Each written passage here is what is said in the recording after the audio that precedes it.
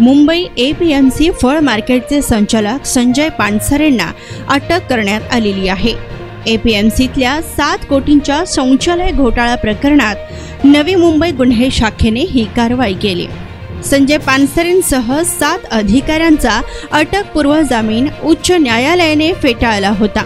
त्यानंतर ही अटकेची कारवाई करण्यात आली आहे। या प्रकरणात राष्ट्रवादी काँग्रेस शरद पवार गटाचे साताऱ्यातील उमेदवार शशिकांत शिंदे यांच्यावर हा गुन्हा दाखल करण्यात आलाय। तर एपीएमसीच्या नियमाप्रमाणे प्रक्रिया न करता ती डावलून आपल्या मर्जीतल्या संस्थांना वाशीतील कृषी उत्पन्न बाजार समितीच्या शौचालयाचे टेंडर दिल्याचा आरोप संजय पानसरे यांच्यावर आहे। या प्रकरणात 7 कोटींचा घोटाळा झाल्याचा आरोप आहे। आमदार शशिकांत शिंदे आणि त्यांच्यासोबत इतर 7 संचालकांच्या विरोधात या प्रकरणी गुन्हा दाखल करण्यात आलाय। संजय पानसरे यांना या प्रकरणी नवी मुंबईच्या आर्थिक गुन्हे शाखेने बुधवारी चौकशीसाठी बोलावले होते।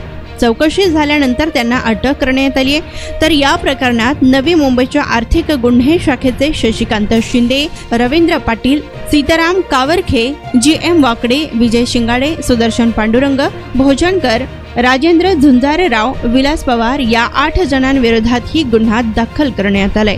यापैकी शशिकांत शिंदे यांना उच्च न्यायालयाने अटकपूर्व जामीन मंजूर केलाय व इतरांचा जामीन मात्र फेटाळण्यात आलाय।